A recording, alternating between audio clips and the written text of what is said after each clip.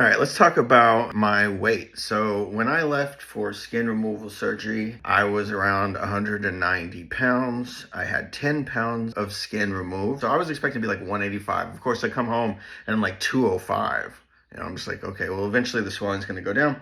Never really did go down on its own to that weight. Now, I don't know if I put on a little bit of fat during my recovery, a little bit of muscle, a little bit of both, a lot still retaining fluid, whatever. I wasn't really too worried about it. But when I went to Dr. Kobabe, I noticed that, my BMI was in the obese range and he used that. So I talked to him about it and I was like, tell me the truth. Do I need to lose some weight? Because I don't know. I've got body dysmorphia. So he was talking about liposuctioning the back of my thighs because he says they're too bulky. So for the next surgery, it would help that to be liposuctioned. And all I heard was, what? I still got fat?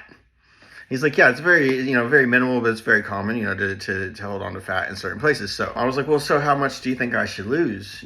I kind of made him say it. He's like 10 pounds. I was like, all right, well, I was 195. I'm going to get to 185 before the surgery. So, if you're looking for the fat in the thighs, you might find it, you might not. I'm going to make it hard for you, Dr. Kawabe. That is my goal because I don't want any help losing any fat. This is my thing. Losing fat, this is my domain. So I weighed in the other day, just, slightly adjusted the calories down, activity a little bit up, and, just making small adjustments. So I weighed in at 185.8. So I can still lose that weight. And that is the lowest that I have ever been in my life since like grade school. So here we are. This is the physique at 185.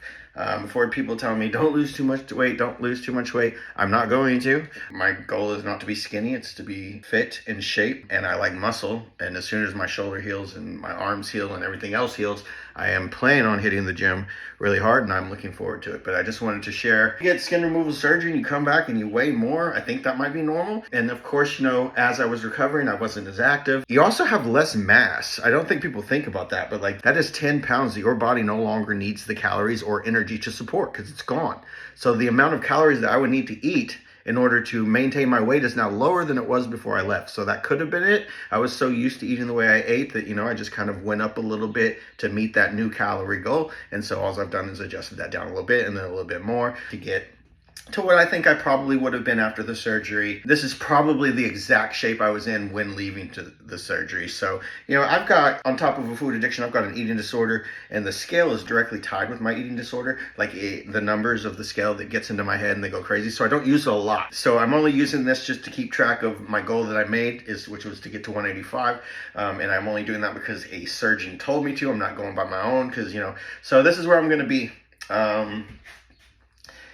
For the surgery that's coming up in 2 weeks. And I think that there's a little more definition on the abs now. And, maybe I did have a little bit to lose. So yeah, that's my weight story. Just want to share that for anyone going through it. Kind of something I don't try to focus on too much, get hyper focused on, because I know where that leads.